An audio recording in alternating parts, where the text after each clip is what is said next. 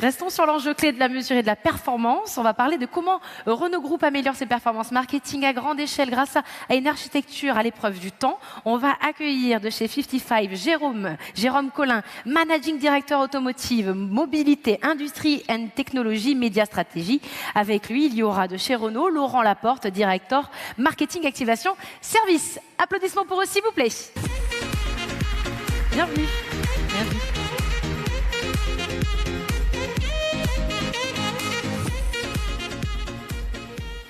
Donc, bonjour à toutes et à tous. Je vais avoir le plaisir de faire cette présentation avec Jérôme. Et l'objectif de la présentation, finalement, c'est de vous expliquer comment et pourquoi Renault Group a mis en place une organisation data à l'échelle pour répondre aux enjeux du marketing. Donc, avant de commencer, j'ai envie de vous poser une question. Est-ce que vous savez quel est le deuxième marché de Renault Group en 2020? Alors, ce n'est pas un marché européen, c'est la Russie. C'est la Russie avec plus de 480 000 véhicules vendus. En fait, ça, c'est juste pour vous dire que Renault Group, c'est un groupe international qui adresse plus de 130 marchés. L'autre point qu'il faut prendre en considération, c'est les marques. Aujourd'hui, Renault Group, c'est 5 marques. La marque Alpine, la marque sportive du groupe, avec évidemment la 110 que vous connaissez tous. Et puis, c'est la marque qui porte aujourd'hui les couleurs de l'équipe de Formule 1. La deuxième marque, c'est Renault. Évidemment, le leader du véhicule électrique en Europe depuis 2012 avec la Zoé et qui va renforcer sa position avec la nouvelle Mégane 100% électrique. Et là, je vous incite tous, dès à présent, à aller vous précommander la voiture sur notre site internet. La troisième marque, c'est Dacia. Dacia, c'est la marque, je dirais, de l'essentiel. C'est la marque outdoor. C'est loin d'être une petite marque. Ayez en tête que Dacia, c'est Sandero. Sandero, c'est la première voiture vendue à particulier en Europe. Donc, vous voyez, c'est quelque chose d'assez important. La quatrième marque, c'est Lada, marque historique en Russie, avec un produit emblématique qui est le Lada Niva. Et puis, la petite dernière, c'est Mobilize. Mobilize, c'est la marque des solutions de mobilité et des nouveaux services. Donc, tout ça pour vous dire qu'on doit gérer, évidemment, deux dimensions. Une dimension de marché, avec 130 pays, et une dimension de marque, avec 5 marques, qui ont à chaque fois des besoins et des attentes différentes en termes de marketing. Ça met déjà beaucoup de complexité, 130 pays, 5 marques. Et puis, il n'aura échappé à personne ici que l'automobile, aujourd'hui, vit quelques révolutions, des grands défis. Et la digitalisation est l'un d'entre eux. Donc, Laurent, tu pourrais peut-être nous dire comment ça impacte le marketing de Renault Group, cet effet digitalisation? Alors, comme tu l'as dit, on a beaucoup de challenges en ce moment. Mais la digitalisation, en fait, ça touche évidemment tous les leviers du marketing, mais ça touche d'abord les comportements de nos clients. Donc, si on regarde la dernière enquête Gearshift de Kantar Google, finalement, on retrouve des éléments qu'on voyait déjà les années précédentes. Donc, c'est la baisse du nombre de visites en concession, c'est la baisse du nombre d'essais véhicules avant achat. Donc, ça continue. Par contre, l'élément intéressant, c'est 10%. 10%, c'est quoi? C'est la part de nos clients qui ont acheté un véhicule et qui nous disent de l'avoir fait soit à 100%, soit en grande partie en ligne. Et ça, évidemment, le Covid y est pour quelque chose. Entre 2019 et 2021, il s'est passé quand même un certain nombre d'événements autour de ça. Mais c'est quand même une tendance lourde.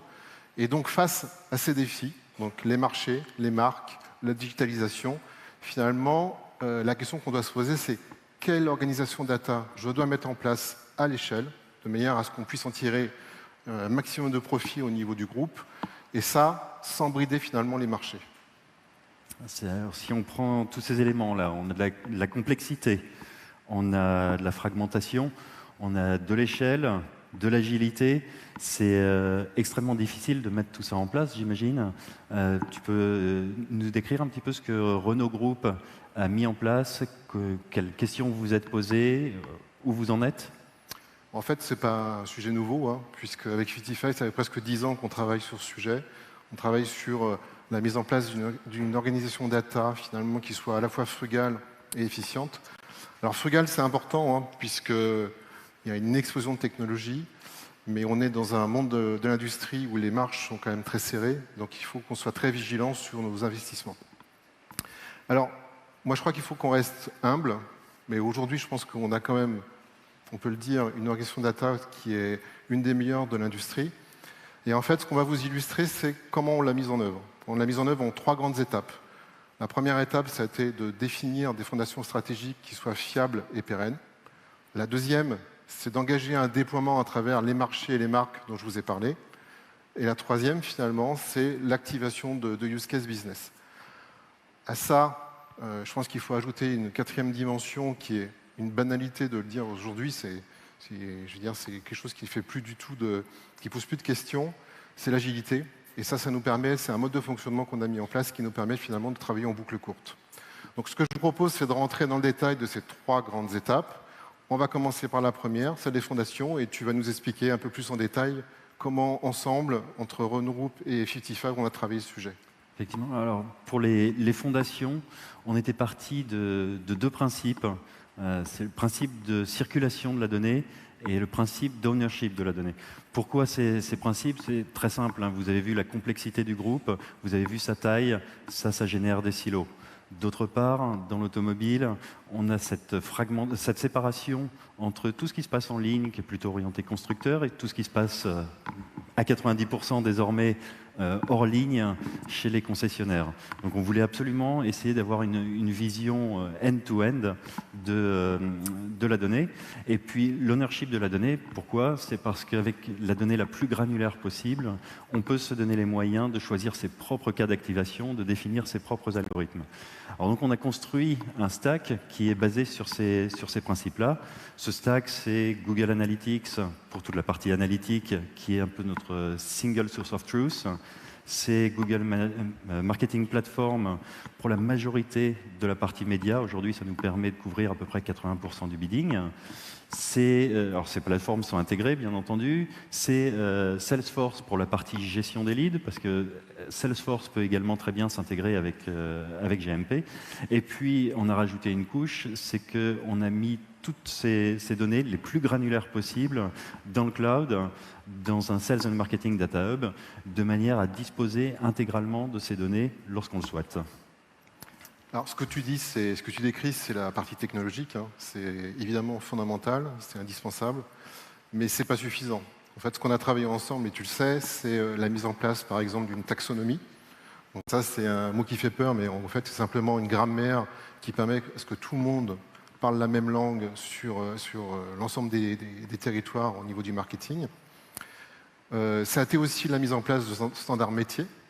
Ça, c'est super important d'avoir les mêmes modes de fonctionnement partout dans le monde. Et donc, ces standards métiers, on les a appuyés avec des golden rules qui nous permettent de nous assurer qu'ils sont appliqués partout, tout le temps. Donc, en fait, ce que je veux dire par là, c'est qu'on a passé finalement d'un marketing de conviction à un marketing data-driven, ce qui veut dire qu'on a mis de la mesure de performance à tous les étages. Et ça nous permet aujourd'hui d'optimiser et de piloter nos campagnes sur la base de KPI business. Et donc ça, c'est très important. Et comme tu l'as évoqué tout à l'heure, une des difficultés, c'est de réconcilier finalement le on et le off. Donc ça, c'était la partie, je dirais, définition des fondations. Ensuite, on est passé sur une deuxième étape, le déploiement. Et là, il a fallu vraiment un travail très proche entre 3 entités, Renault Group, notre agence média qui est OMD, et vous, 55, en tant qu'agence data, de façon à pouvoir déployer à travers les marchés, évidemment en faisant face à des contraintes qui sont très différentes en fonction des différents territoires qu'on va aborder.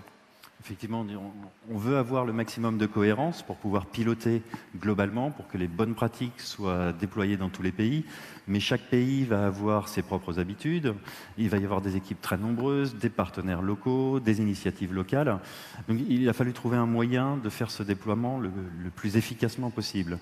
Et on a choisi de faire ça par étapes.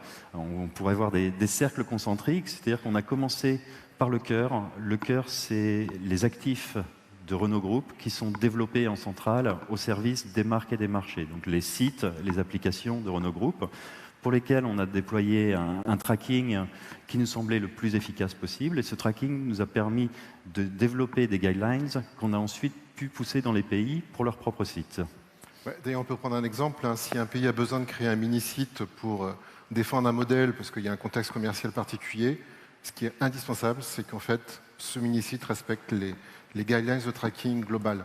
Ça, c'est vraiment indispensable pour que d'ailleurs on puisse mesurer la performance et puis optimiser sur l'ensemble de l'écosystème intégrant ce mini-site. Donc au-delà des sites et des applications centrales, des sites et des applications locales, et ensuite on a travaillé avec l'agence média, avec OMD, pour déployer le même type de tracking, le même type de guidelines sur les activités médias, de manière à s'assurer que sur les 130 pays, sur les 5 marques, sur tous ces marchés, on puisse avoir la même lecture de la donnée. Alors, ça a l'air simple comme ça sur le papier, mais c'est beaucoup de monde. Donc, ce n'est pas juste des guidelines, ce n'est pas juste des grands principes. Ça a nécessité beaucoup d'accompagnement, de la formation, du coaching, de l'aide au changement, de la hotline pour aider les marchés lorsqu'ils avaient ces problématiques. Bon, après, une fois qu'on a fait ces 2 premières étapes, donc les fondations et le déploiement, on sort un peu la tête de l'eau. On commence à voir la partie émergée de l'iceberg. Et là, maintenant, on travaille sur la partie activation de use case business. Parce qu'il faut quand même qu'on aille chercher de la valeur. Hein. C'est quand même le but de tout ça. Donc, ce que je te propose, c'est de donner quelques exemples. Avec plaisir. Le premier exemple auquel je pense, c'est l'exemple du SPO. Le SPO, c'est Supply Path Optimization. En fait, le fait de pouvoir lire cette donnée sur la quasi-totalité du business de manière cohérente à travers tous les marchés, ça nous permet de mettre en place ce type d'analyse. Et le SPO, aujourd'hui, on estime qu'on va pouvoir gagner 15% en efficacité de l'achat programmatique, ce qui est massif étant donné les investissements que fait Renault.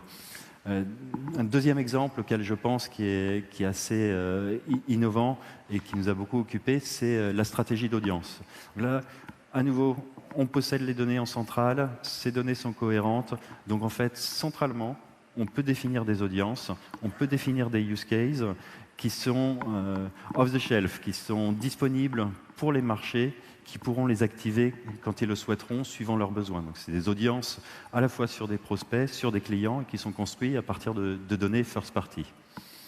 Et puis, pour aller encore un cran plus loin, comme on a toujours cette donnée au niveau le plus granulaire, eh bien, on peut développer des scores qui sont propres à Renault, Renault Group, qui sont développés par une équipe de data scientists pour pouvoir faire de l'activation on-site ou média, suivant des audiences que vous aurez définies vous-même.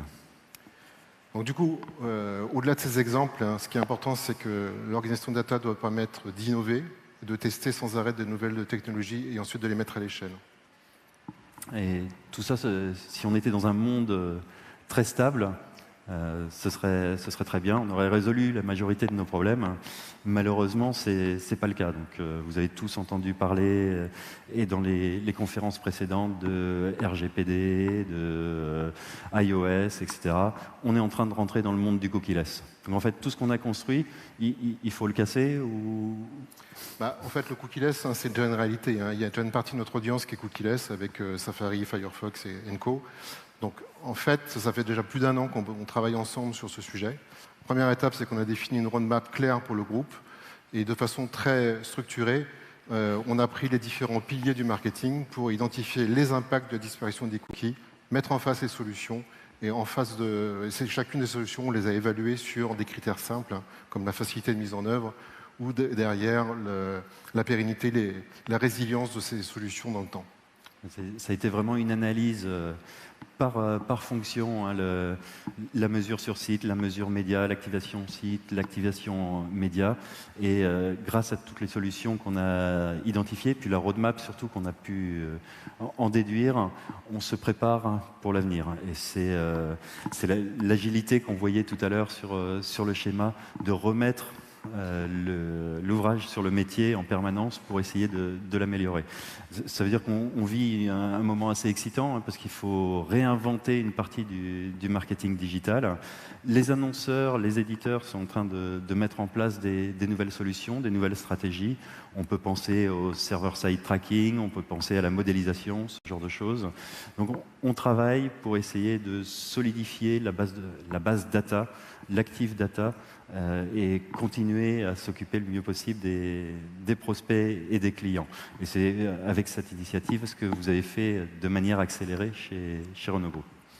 Je vais te laisser peut-être le mot de la fin, Laurent. Oui, en moins d'1 minute, hein, moi je voudrais insister sur 3 points qui me semblent clés. C'est l'expertise, la mesure et en fait l'apprentissage continu. Donc l'expertise, il faut avoir l'expertise métier pour être capable de deep diver sur les différentes solutions, les comprendre et ensuite les mettre à l'échelle. Donc ça nécessite d'avoir les bons talents en interne, et j'ai de la chance, j'ai une super équipe, et de savoir s'entourer des bons partenaires. La deuxième chose, c'est la mesure. Il est indispensable de tout mesurer sur l'ensemble des étages et quelque part de générer finalement une donnée fiable sur laquelle on veut prendre des décisions. Et le dernier point, c'est l'apprentissage continu.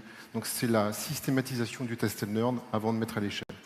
Donc voilà, j'espère qu'on a apporté quelques éléments de réponse à vos questions. Je vous souhaite une bonne après-midi. Merci beaucoup. Merci beaucoup.